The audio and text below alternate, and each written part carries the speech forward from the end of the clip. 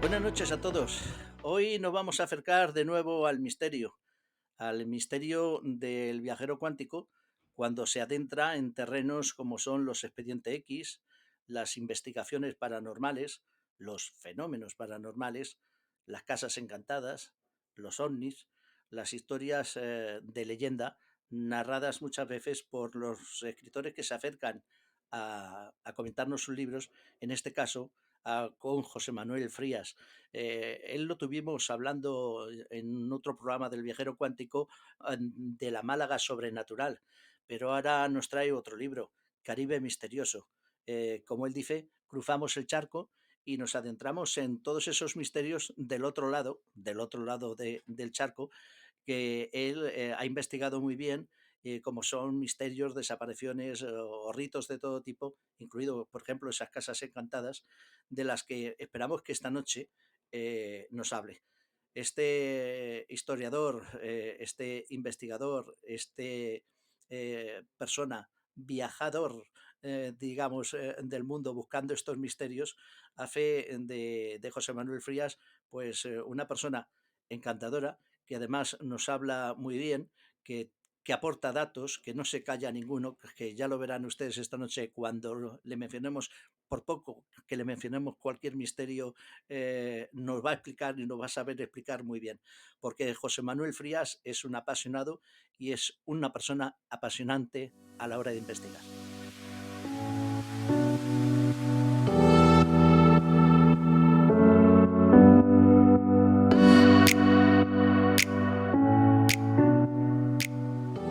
José Manuel Frías se dedica al periodismo de investigación desde hace 3 décadas.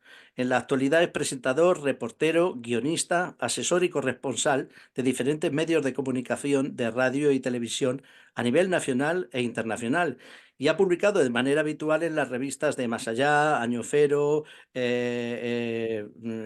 Serologías y Sensuality, entre otras. Tras recorrer medio mundo, ha dejado por escrito el resultado de sus investigaciones en diversos ensayos y biografías, contando ya con casi una treintena de obras publicadas, entre las que también se incluyen novelas y relatos. En esta ocasión se sumerge de nuevo en tierras extremeñas para sacar a la luz lo más granado de sus enigmas.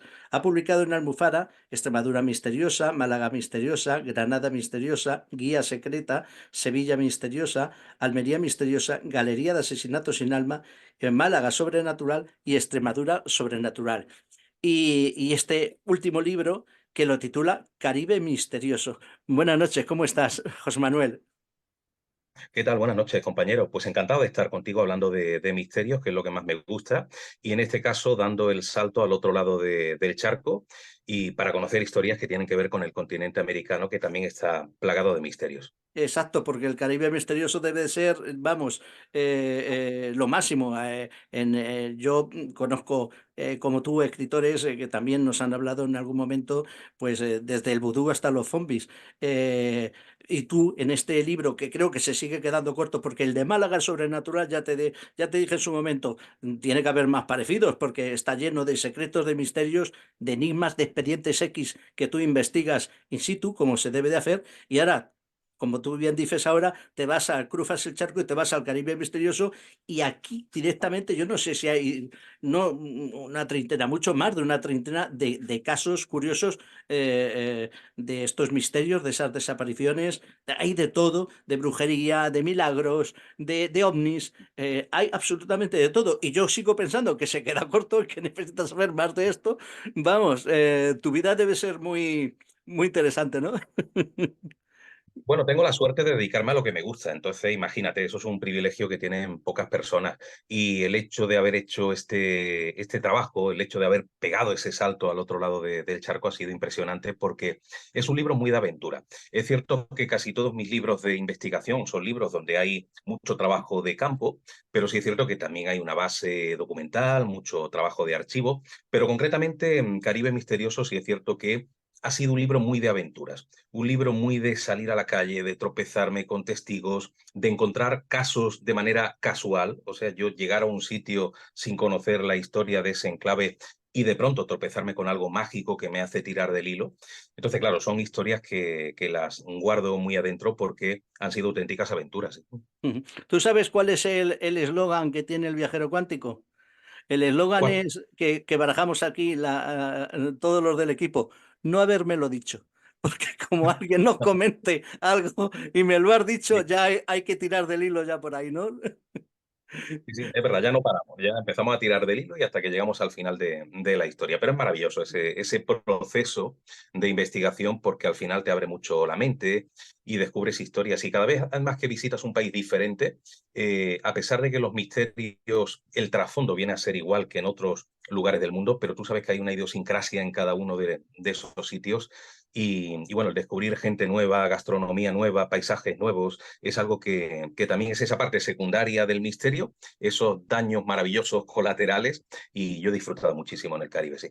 Pero claro, a un investigador, a un historiador como tú de lo oculto y de todo tipo de enigmas, le das medio hilo y directamente de ahí saca lo que no hay en los escritos, ¿no? Eh, Así es, mm, así es. Vamos a empezar para que no se nos quede corto el programa y vamos a desgranar algunos de los casos de este libro de Caribe Misterioso. Tú me decías, dice, oye, dime lo que te parezca, vamos a hablar de unas cosas y de otras, pero yo ya te decía a micrófono cerrado, digo, oye, es que a mí todo me parece interesante, todo. Y por escoger hemos empezado a hablar, tú divides el libro en capítulos, como es lógico, pero en grandes capítulos y donde cada capítulo luego tiene pues unos cuantos expedientes X de misterios de esa zona en concreto. Y hay uno de esos grandes capítulos es el naufragio del Armstrong. Ese caso en concreto, por empezar por algún lado. ¿Ahí qué pasa? ¿Qué te pasó? ¿Qué descubriste? Pues fíjate, te decía antes de misterios que uno descubre por casualidad y yo creo que el mejor caso es este del naufragio, porque esto ocurre en Santo Domingo, concretamente en Punta Cana, en una zona además que es un conjunto hotelero y que yo voy allí a pasar unas vacaciones. Yo creo que los investigadores nunca estamos de descanso, porque claro, te vas de vacaciones y te tropiezas con misterios. Fíjate, nada más llegar a ese resort, me encuentro con un barco, una especie de buque que está en mitad del mar, que está partido en dos y que está allí en medio, es casi como una especie de monumento. Y ya me llamó la atención. Eso que llamamos la intuición es algo con lo que yo funciono mucho, ¿no? De hecho, yo creo que la intuición se va desarrollando con el paso del tiempo. Hoy día, cuando me tropiezo con un libro, me tropiezo con un edificio, con un monumento, hay veces que la intuición te dice, ahí hay un misterio. Y al final el misterio está. O cuando alguien te cuenta una historia, en ese momento intuyes si esa historia tiene un trasfondo, si es interesante, y yo funciono mucho con esto de la intuición. Y ya algo me decía que en ese buque partido por la mitad había algún tipo de misterio.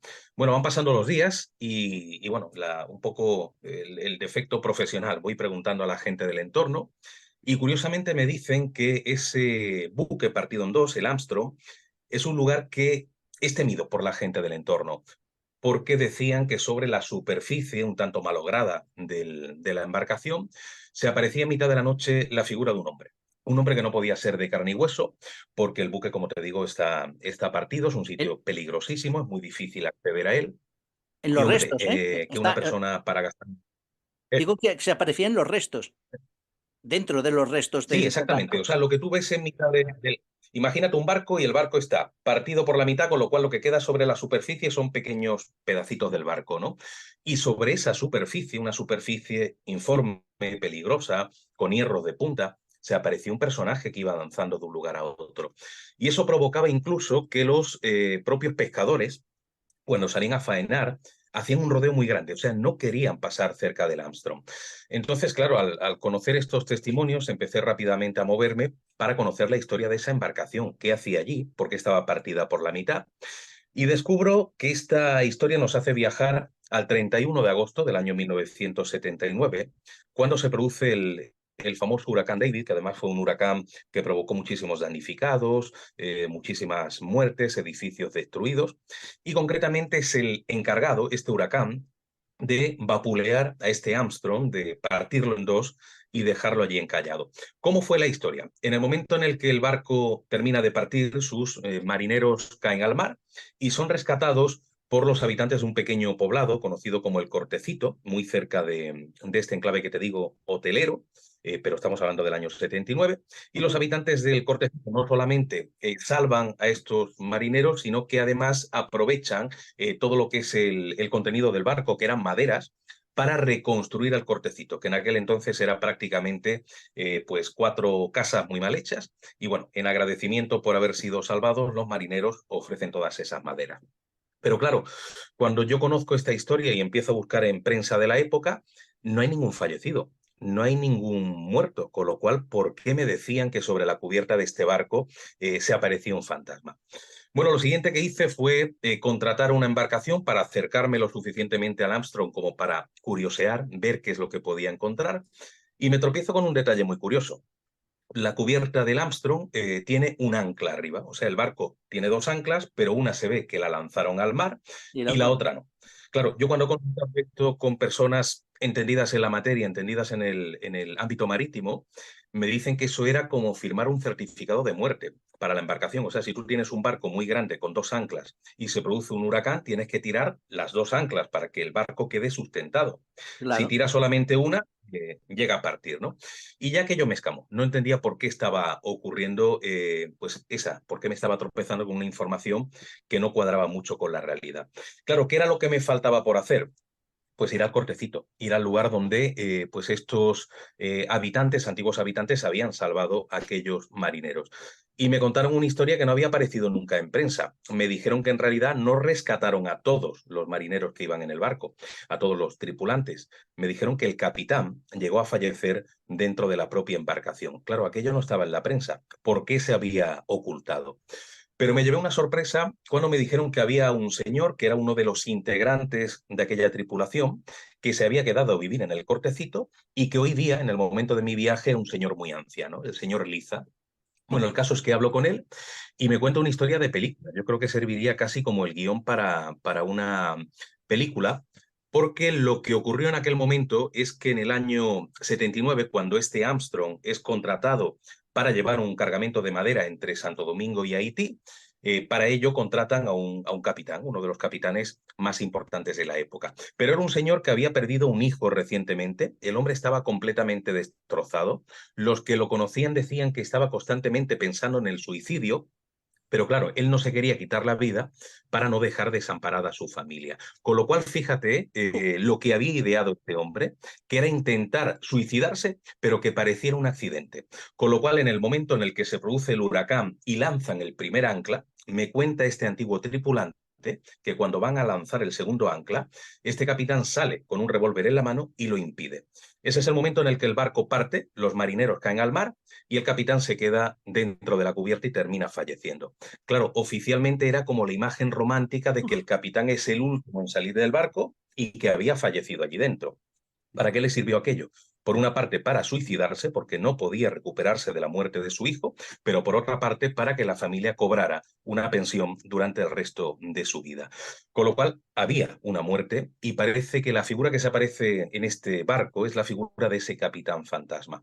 Pero hay algo más, Aníbal, algo que yo creo que es muy llamativo. Me dijeron que en el propio Cortecito, ese pueblo que había sido reconstruido con las maderas que iban dentro del Armstrong, ese escenario también de apariciones de ese señor.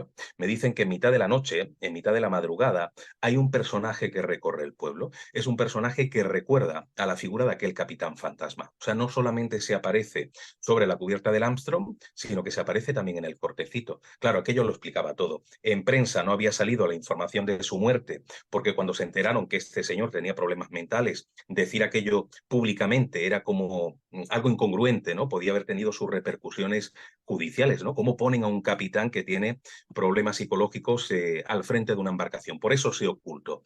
Pero aquello daba respuesta a todo. Por eso se aparecía la figura de este capitán fantasma, que supuestamente se sigue viendo y que sigue provocando el pánico entre los marineros y los pescadores de la zona.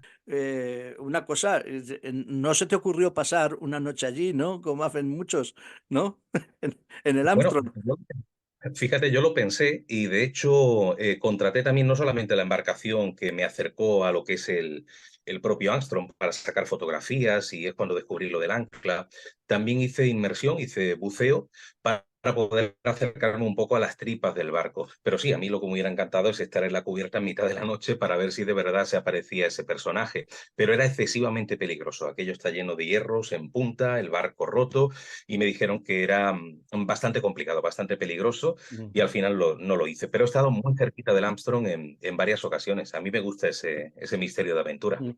Bueno, estando habiendo estado en el pueblo, también te lo podías encontrar por allí en algún momento, o sea que también la Sí, posibilidad existía, ¿no? efectivamente. Pero otra cosita, Sí. esto que cuentas del Armstrong, esta zona no es la del Triángulo de las Bermudas.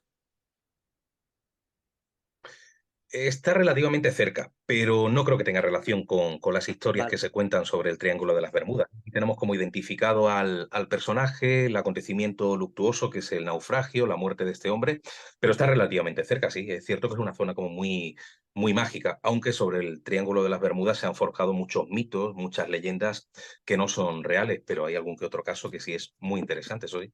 Ujú. Vamos a seguir comentando otro capítulo, otra cosa de otro capítulo del libro. Y es el tema de Fray Escoba, que es curioso, es sorprendente, la verdad, porque es la vida de San Martín de Porres, ¿no?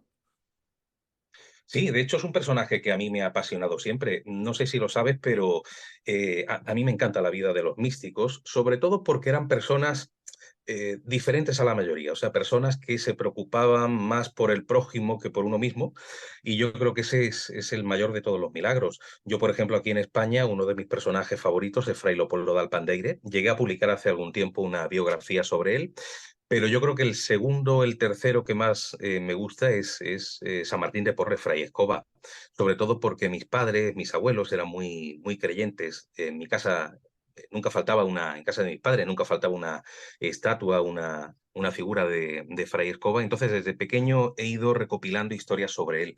Claro, imagínate cuando consigo hacer un viaje, en este caso a Lima, y llego a estar en la tumba de Fray Escoba, y me di cuenta de la devoción tan tremenda que le tiene la gente. Yo la primera vez que entro a su mausoleo, me costó trabajo llegar al lugar de enterramiento, a la tumba, porque había una auténtica cola de personas que se tumbaban sobre el suelo para estar más cerca de lo que es conocido allí como el Gran Apóstol, ¿no?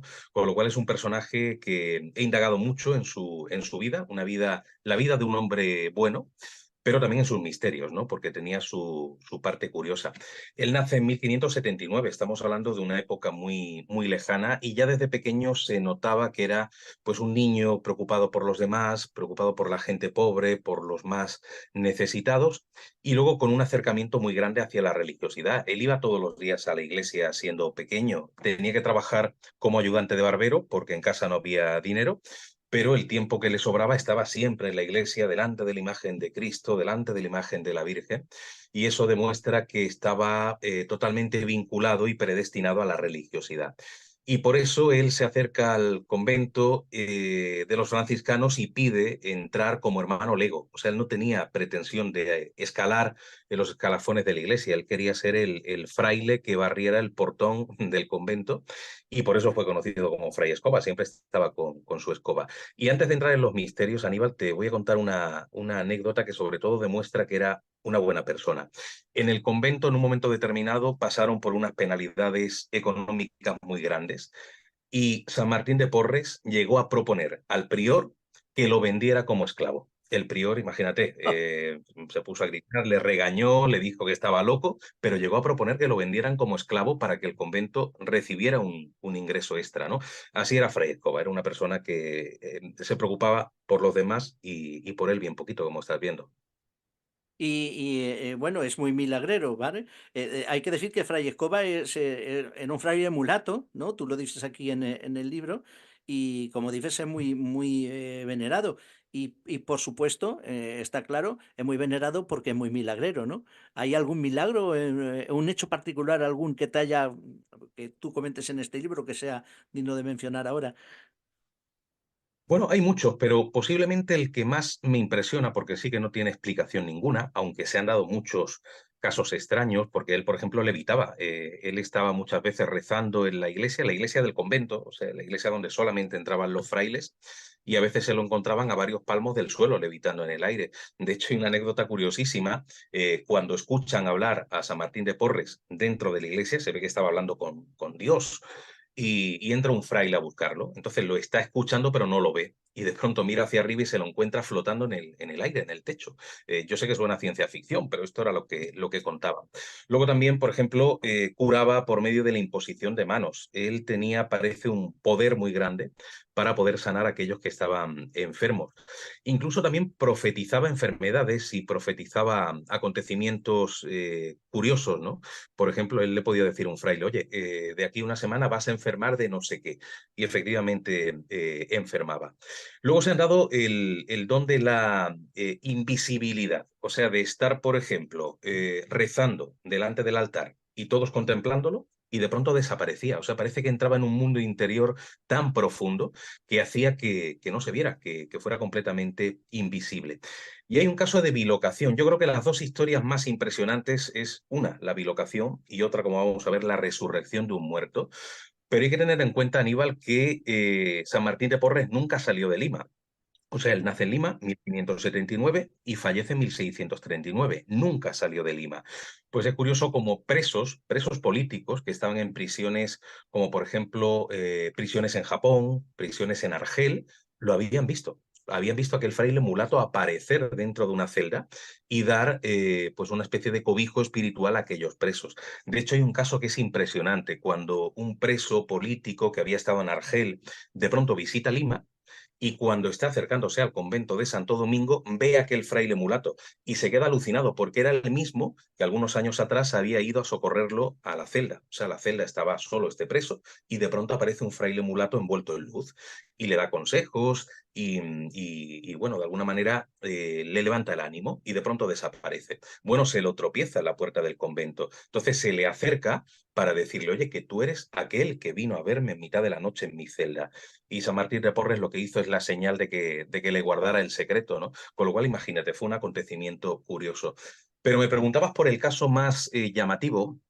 Te decía que Fray Escoba era capaz de curar a la gente, o sea, tenía ese don de la imposición de manos, pero hay un caso que ya se sale de madres. Resulta que él se dedicaba también a amortajar a los cadáveres. Y había un fraile, creo que se llamaba Tomás, Fray Tomás, que había fallecido, su cuerpo estaba ya en bastante mal estado, el estado de descomposición normal de la piel, y llaman a Fray Escoba para que lo amortaje. Todos estaban muy tristes porque hablamos de que Fray Tomás era un fraile muy cariñoso con la gente, era un fraile muy preocupado con los demás, con lo cual toda la comunidad estaba completamente entristecida. Y de pronto ven cómo Fray Escoba, amortajando a este señor, se le acerca a la frente, hace algo así como si fuera a darle un beso y le dice su nombre al oído, Fray Tomás. Y en ese momento el cuerpo empieza a convulsionarse y el hombre se levanta de la camilla en la que se encontraba y recuperó la vida, o sea, empezó a hacer una vida normal y sobrevivió a este acontecimiento durante varios años y estaba en estado de descomposición, o sea, supuestamente estaba muerto. Fray Escoba había conseguido resucitar a un muerto, que ya te digo que son palabras mayores.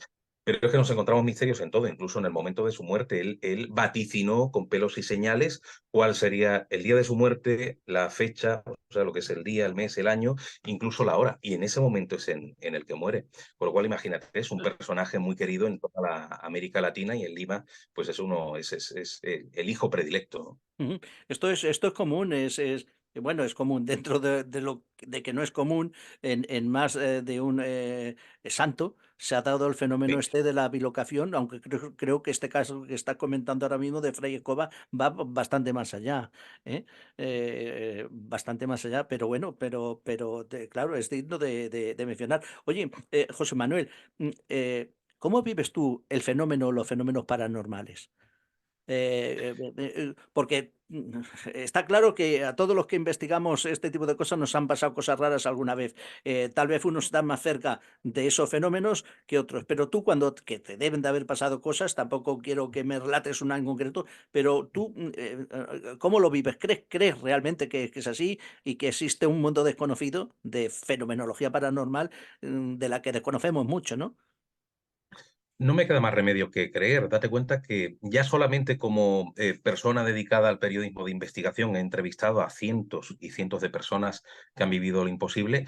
Todos no te pueden estar mintiendo, no pueden tener todos problemas mentales, ni todos estaban borrachos, ni todo. Quiero decir que al final hay testimonios que son muy contundentes y de gente muy seria. Y eso ya te demuestra que hay algo más allá de lo que vemos, que además vemos poquito. El ser humano tiene una capacidad auditiva y una capacidad visual muy limitada. Los animales escuchan y ven cosas que no vemos nosotros porque alcanzamos muy poco. Con lo cual está claro que hay cosas que no vemos y da la impresión de que hay una vida después de la muerte. Sí es cierto que yo como investigador, al principio cuando era más jovencito, sí me dedicaba más al ámbito de lo paranormal. Sí me colaba en cementerios en mitad de la noche y saltaba la tapia y llevaba mi grabadora. Pero desde hace muchos años me dedico más al aspecto periodístico. Me gusta más, me atrae más, porque me he dado cuenta de que tú vas a 50 enclaves encantados y experimentas y al final lo que sacas es muy parecido un sitio de otro. Es una psicofonía, una voz lejana, un ruido, una sensación, pero me he dado cuenta que en el periodismo está la sustancia, está las historias. Vas a 50 lugares y son 50 historias diferentes. Entonces ya no suelo ir de noche a lugares extraños, voy más de día, entrevisto a la gente, busco información de archivo, ato cabos y luego lo mismo escribo un libro que escribo un reportaje, pero me han pasado cositas que me han demostrado que hay algo más allá.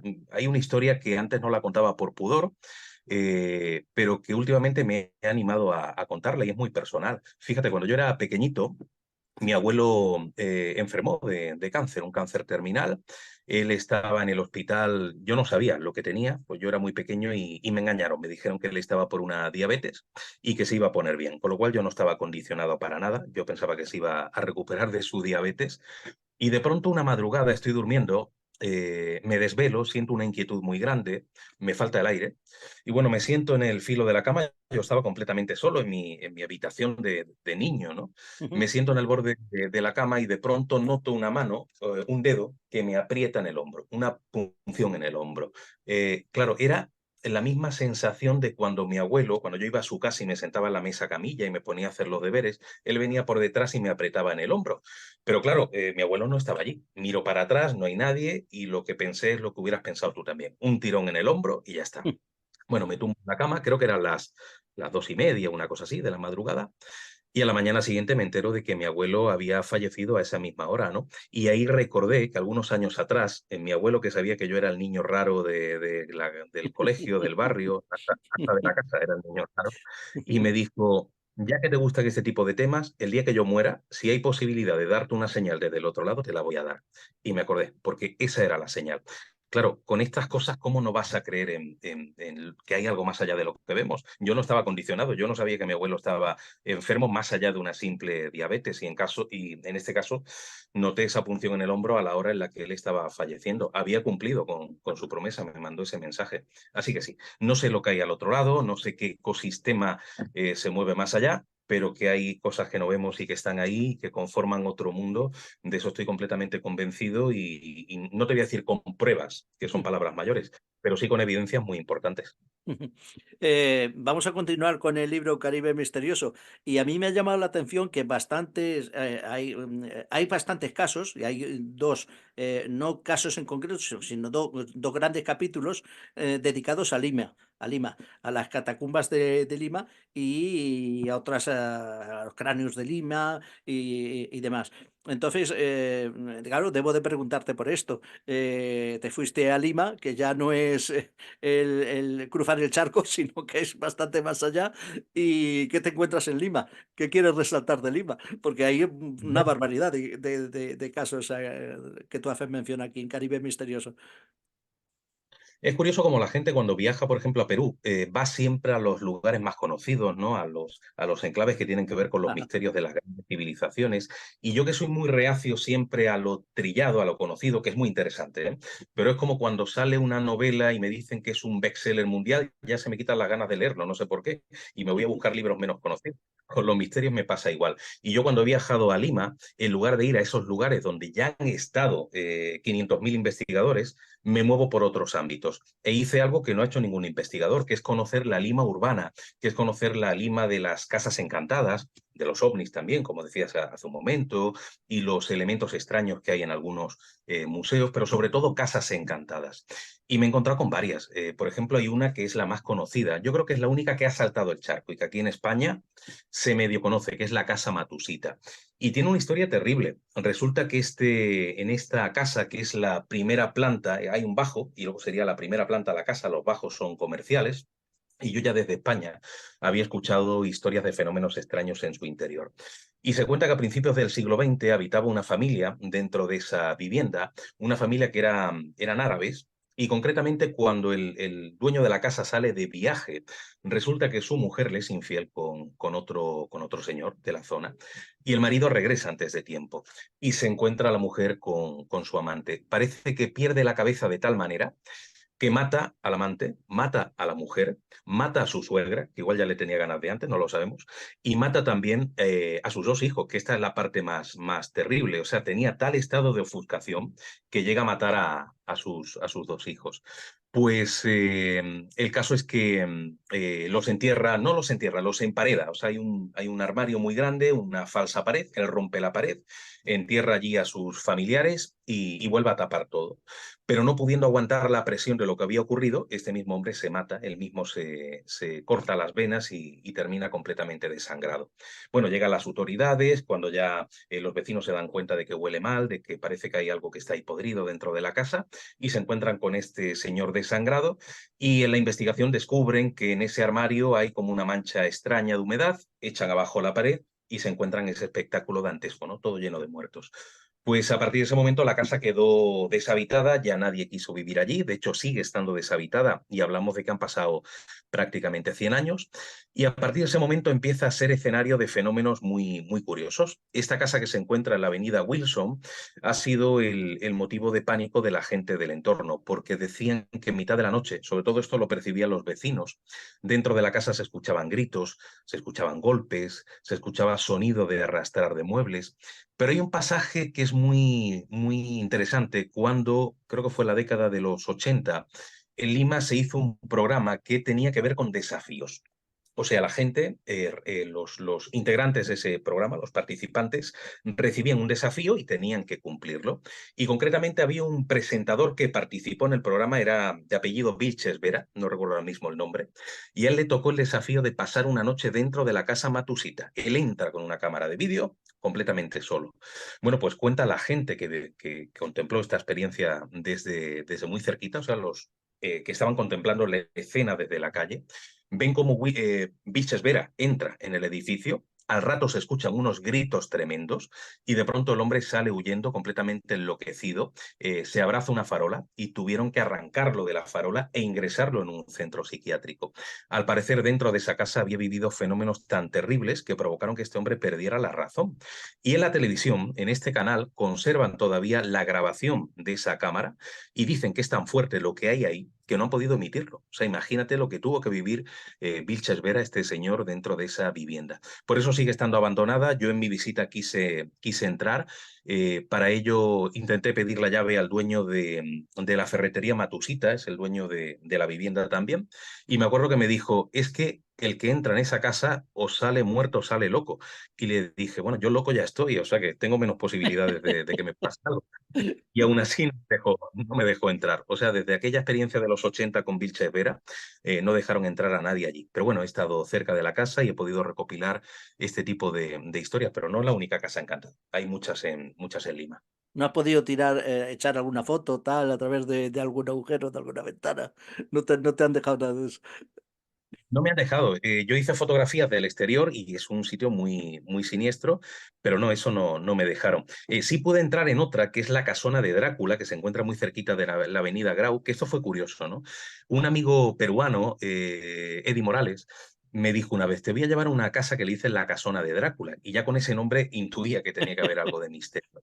Y fíjate qué curioso, de pronto cuando salimos a la avenida en la que se encuentra la casona de Drácula, me doy cuenta de algo muy llamativo. La mitad de la casa estaba iluminada en el sentido de que, como cualquier edificio de vecinos, tú ves las luces y ves el televisor encendido y tal. La mitad de la casa con luces, la otra mitad completamente oscura. Y ya aquello me hizo pensar que había algo extraño. Y bueno, empecé a entrevistar a los vecinos y me enteré el por qué. Se dice primero que en esa casa, en el ala izquierda, o sea, en su momento momento era una casa señorial, era de una sola familia, la típica casa enorme, el palacete, que luego con el paso del tiempo se convierte en casa de vecinos, cada Ujú. habitación enorme convertido en una vivienda. En el ala izquierda, la familia que habitaba allí hace prácticamente 150 años fue asesinada al completo. O sea, entran unos ladrones. Estos ladrones intentan actuar en silencio, pero la familia se despierta. Y los ladrones, para evitar el ser reconocidos y el ser denunciados, acorralan a la familia en el ala izquierda y los matan a todos. O sea, se supone que mueren apuñaladas y fue una cosa terrible. Pues desde entonces ese ala izquierda está completamente cegada. O sea, yo cuando entro en el edificio, muy siniestro, un olor así rancio como a cementerio, me encuentro que todas las puertas del ala izquierda están tapiadas, pero no solamente tapiadas, tienen señales de enormes cruces como un elemento de protección para que lo malo que hay al otro lado no pueda pasar al ala derecha. Y aún así los vecinos se han tenido que acostumbrar a lo imposible, porque claro, durmiendo en mitad de la noche o viviendo en esa parte derecha de la casa, pueden escuchar cómo al otro lado de aquellos muros se oyen gritos y se oyen golpes, es como si hubiera vida y no hay ningún tipo de acceso. Se dice que son los espíritus de aquella familia que muere de una manera tan violenta, tan repentina, tan agresiva y que están todavía allí, ¿no? Entonces yo les preguntaba a algunos vecinos, ¿cómo sois capaces de habitar aquí? Y claro, me decían, es que no nos queda más remedio, es la Claro. única casa que tenemos, no nos podemos ir a la calle. Te tienes que acostumbrar a veces a esto. Curioso. Ujú. ¿Tú crees que hay algún nexo de unión en la fenomenología paranormal, bien sea de sobrecarga emocional, para que se produzcan fenómenos, fenomenología de algún tipo, dentro de lo que solemos llamar casas encantadas, y que vemos que hay un nexo común entre las casas encantadas de Europa, de la península de España, de Italia, de este lado del charco, hay exactamente igual al otro lado del charco, ¿no? ¿Hay algún nexo Yo de creo unión? que el nexo de unión, yo creo que suele ser el acontecimiento luctuoso, el sufrimiento enconado en un sitio determinado. Pero eso sí, yo no creo que en la mayor parte de los casos sean espíritus. A veces sí, da la impresión de que hay una inteligencia, de que hay un mensaje, de que hay una autonomía. Pero en muchos casos yo creo que es eso que conocemos como la impregnación ambiental. Yo creo que una casa que tenga más de 50 años, 100 años, 200, el tiempo que sea, va acumulando capas, como capas de polvo, pero creo que son estratos emocionales, buenos y malos, ¿eh? Puede ser el sufrimiento, pero puede ser la alegría, puede ser la muerte, pero puede ser el regocijo, y son estratos que se acumulan. Y claro, cuando introduces un material sensible, como puede ser una grabadora, una cámara de fotos o una persona sensitiva, lo capta. Y lo capta o bien como sensaciones extrañas, casi siempre un poquito incómodas, o bien como sonidos o visiones que nos hacen recordar al pasado. Yo siempre digo que es como meter la cabeza en una máquina del tiempo, viajar al Ujú, pasado y escuchar o ver un pedacito de escena. Y yo creo que eso se produce más frecuentemente que la posibilidad de que sean espíritus, pero claro, la gente percibe un sonido, ve algo que pasa de un sitio a otro y ya piensa que es un alma en pena, piensa que es un espíritu. Y creo que muchas veces es ese bucle, es esa vieja película que se repite una y otra vez. Pero tanto en el caso de la impregnación como en el caso de los espíritus, el nexo de unión casi siempre es el sufrimiento, es la muerte violenta, es el dolor enconado en un sitio en ujú. concreto. Es casi siempre lo que luego se representa. Sí, de alguna manera esa carga energética queda, como tú dices, impregnada o en los objetos o en el espacio en concreto y además en muchos casos, fíjate tú, se recarga. Cuando tú a un sitio no puedes dejar que pase nadie, no pasa nada, pero se recarga si tú dejas pasar a otras personas que tienen a su vez una serie de problemáticas. Eso se va, es como una pila que se va acumulando, esa energía que puede ser captada, como tú dices, por personas sensibles o por aparatos sensibles. Efectivamente, de hecho es lo que se conoce a veces como los vampiros psíquicos. Tú te acercas a una persona muy negativa y que no te cruces una palabra con ella, parece que esa negatividad está ahí. De hecho, tengo un amigo que en su casa, cuando discute con su mujer, se van a una habitación en concreto, que es la habitación para las discusiones, porque no quieren que el mal rollo se quede fuera. Entonces, cada vez que van a discutir, se van a esa habitación. No es una mala idea, ¿eh? Porque claro, yo creo que nos ponemos a discutir en un cuarto concreto, en una habitación, en un habitáculo, y eso se queda ahí. Entonces siempre se van a la misma habitación a discutir y es algo que deberíamos hacer todos. Esas energías están. es verdad. Bueno, y ahora se me ocurre otra cosa que sepan, yo tengo alumnos de parapsicología y les digo, y una cosa distinta es la impregnación, porque lo digo, atención a los que están escuchando, que me conocen, una cosa es la infestación y otra, o sea, una cosa es la impregnación y otra la infestación, que sería una impregnación, pero ya por seres o por entidades muy, muy malignas, ¿no? Sí, efectivamente, esa es otra tesis, que además hablamos de entidades malignas y ahí entramos en otro terreno que también es apasionante y que no se puede Uf. sentar base, ¿no? Porque no tenemos, pero que ya serían seres de procedencia desconocida, entidades que están en otros, dicen en otros tipos de planos, en otros tipos de dimensiones, y que efectivamente pueden pasar a nuestro mundo en cierto modo y provocar problemas, sobre todo a nivel emocional y a nivel psíquico, ¿no? Sé que es un tema muy controvertido, pero es verdad que también los investigadores se han movido mucho en ese sentido. Mm. Claro, oye, si tú eres cristiano y crees en Dios, también tienes que creer en el otro lado. Otra cosa es que no creas en uno ni en otro, pero por ahí va también la historia. Oye, hablando de Lima, perdona, ¿qué es lo de la casa de la gárgolas? Creo que es así. ¿Qué ocurre ahí? Sí, esa es una leyenda. Yo creo que tiene más de leyenda que de realidad, aunque es verdad que los vecinos están aterrados. Y esta casa se encuentra también en la avenida Grau, es una avenida larguísima, es la zona más, está en el barrio de Barrancos, que es el barrio bohemio del Perú, es un barrio maravilloso, muy pobre, pero muy, muy bohemio, muy de artistas. Y hay una mansión que le dicen la mansión de las gárgolas y recibe ese nombre porque esta casa también tiene 200 años y en su momento había como 3 o 4 gárgolas adornando la fachada, pero gárgolas con un aspecto muy demoníaco, con unos dientes muy afilados, y decían, y esta es la parte que posiblemente sea leyenda, digo posiblemente porque hay testimonios, ¿vale? Pero sobre todo posiblemente, que en mitad de la madrugada esas gárgolas cobraban vida y atacaban a la gente del entorno, sobre todo a mendigos que dormían en la calle. Y lo que sí es verdad es que los vecinos se han encontrado en el pasado a mendigos que estaban desangrándose en mitad de la calle. Claro, aquí podemos pensar también que igual fueron apuñalados por un ladrón, lo que fuera, pero decían que eran las gárgolas. Es más, había el rumor de que cada vez que aparecía un mendigo manchado de sangre y fallecido en el suelo, miraban a las gárgolas y tenían sangre en las fauces. Eso es lo que provocó, al parecer, que esas gárgolas fueran destruidas. O sea, llamaron a unos obreros para que subieran con su escalera y destruyeran esas gárgolas a martillazos, ¿no?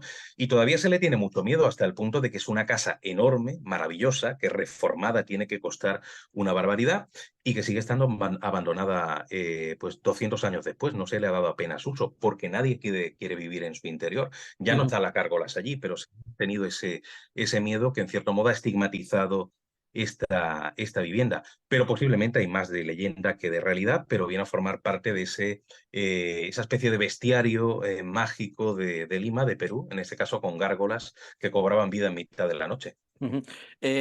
También tengo presente el tema OVNI. Bueno, lo tienes presente tú sobre todo en el libro y puesto que has estado en Lima, también se entrecruza el tema OVNI. Antes de pasada lo mencionábamos cuando hablabas tú del desastre del Armstrong.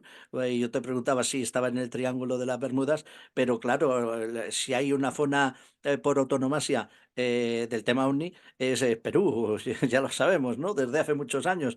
¿Qué te has encontrado ahí? Y tú reseñas algo en el libro también de ovnis. Sí, cuento muchos casos, no recuerdo así de las fechas ni nada, pero sí es cierto que ha habido varias oleadas, en la década de los 80 sobre todo, oleadas, que eso es lo bueno para los investigadores, no es lo mismo un caso aislado en una zona en concreto a que durante una semana o dos estén manifestándose en el cielo, en el firmamento, luces extrañas, porque eso te permite el estar pendiente, el poder hacer fotos, el poder entrevistar a muchos testigos, y eso ha ocurrido en Lima en varias ocasiones y las televisiones se han hecho acopio de todos esos avistamientos. Y claro, esto a la vez, en un lugar como es Lima, se relaciona el tema de los avistamientos, el mundo de los ovnis, con el tema de los humanoides y del posible contacto entre seres de otros mundos y civilizaciones antiguas, ¿no? Y yo que he estado en varios museos de la zona, y esto enlaza con el tema de los cráneos de tamaño gigantesco, que Esto, ahí también quería aparecen en llegar. el libro. Ahí quería Claro, llegar. A los cráneos.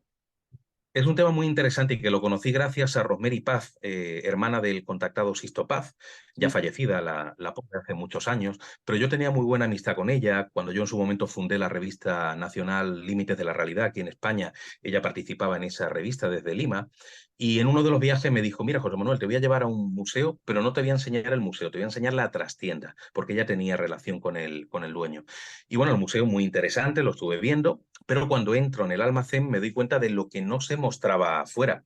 Y, por ejemplo, me encontré con unos cráneos descomunales, un tamaño gigantesco, pero no hablamos de uno solo, que todavía podemos pensar que es una enfermedad, ¿no? Que el tamaño demasiado grande, sino que había decenas de cráneos de ese tipo, ¿no? Y claro, de qué manera lo relacionaban los estudiosos en la materia de alguna forma, ¿no? Pues decían que era el contacto que se mantuvo en su momento por seres de otros mundos con seres humanos, y entonces nacieron personas que tenían esa especie de malformación de cabeza con un cráneo gigantesco. Y yo creo que algo de misterio tiene que haber cuando no se expone de manera pública, eso está escondido dentro del museo, y si pude verlo es porque Rosemary me llevó. Y como esto, muchas otras piezas, ¿no? Hay como un miedo a contar la verdad para evitar quizá, no sé, un cierto malestar en la población, un cierto miedo a, a compartir algo que ya no sería una simple vivencia, sino que sería una prueba, ¿no? Y para mí fue un privilegio. Y por eso allí en Lima te encuentras con muchas historias vinculadas con temas de humanoides, con piezas extrañas en museo, y luego con esos avistamientos que cuando han ocurrido durante 2 o 3 semanas han dejado a su paso pues decenas y decenas de testigos. Y eso es un paraíso, ¿no? Para los amantes de la ufología. Hombre, de la ufología y de todo lo demás. Fíjate, ahora me acordaba yo también del tema, no sé si tú has tenido oportunidad de investigar de alguna manera o de tener algún relato al respecto de los túneles que hay, que muchos parten desde la propia Lima hacia el norte, túneles que el gobierno peruano, eh, por así decirlo, está ocultando o no o de los que no quiere dar información, donde muchos investigadores han intentado entrar, incluso hay fotografías y descubrimientos al uso, y donde no ha querido que se profundice, no sé por qué. No sé si tienes información tú al respecto de Sí, esto. he oído Por hablar. tirarte de la lengua un poco, José Manuel. Sí, he escuchado hablar, evidentemente, de esos túneles. No he investigado en profundidad la historia, pero parece que están ahí. De hecho, sí me tropecé con la historia de un túnel que comunica supuestamente el convento de San Francisco de Asís con, me parece que era el edificio de gobernación, ¿no? Y Sí, estamos sí. hablando de una distancia bastante grande, ¿no?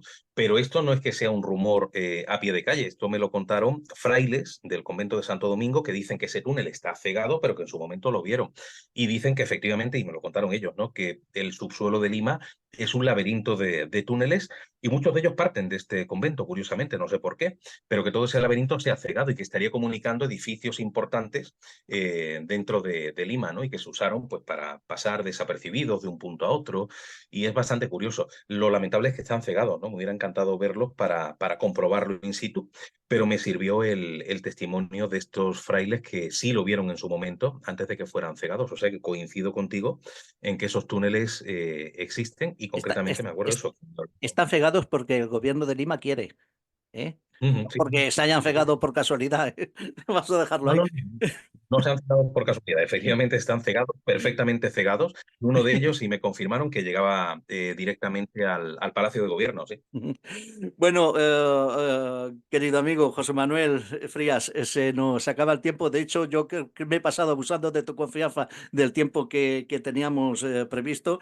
Ahí queda para todos. Desde luego, en tu libro, este Caribe Misterioso, que está lleno de relatos, de investigaciones, que hay muchísimos, que ya vemos que tú no te escondes, que si tienes que hablar de alguno, das pelos y señales, porque la verdad tienes relatos y tienes historias de sobra para contar, que nos remitimos. Está ahí el de La Llorona, el de la mujer vampiro, por decir alguno. Todos estos casos, estos misterios están relatados en este libro tuyo, Caribe Misterioso de Almuzara, y que junto con el de Málaga Sobrenatural, del que todavía nos quedan algún relato por hablar, que queríamos, pero se nos queda ya, lo vamos a dejar para otro momento, pues conforman parte de tu vida, porque tu vida es la investigación y el viaje y meterte en problemas. Efectivamente, a intentar salir de ellos, que de momento lo he conseguido de milagro, pero sí. Vale, pues te vamos a despedir aquí. Te agradecemos mucho tu tiempo, que hayas estado con nosotros comentando esto y en cuanto digo si quieres otro libro o en cualquier otro momento, ya sabes, te volvemos a llamar, ¿eh? Estupendo, queda poquito para que salga uno nuevo, así que estaré encantado ¿Ves? de estar contigo en este programa. Es una forma de compartir con la gente estos misterios, que es la otra parte importante de mi vida, investigar y comunicar, y te agradezco que me hayas dado esta oportunidad. Pues lo que decimos muchas veces a los que recorréis el mundo investigando, mucha suerte, cuidaros mucho y ánimo a seguir luchando. Genial, pues muchísimas gracias. Un abrazo, amigo. Amigos, amigas, hasta aquí el viaje de hoy. Nos volvemos a ver en la próxima aventura del viajero cuántico. Gracias a todos por estar ahí.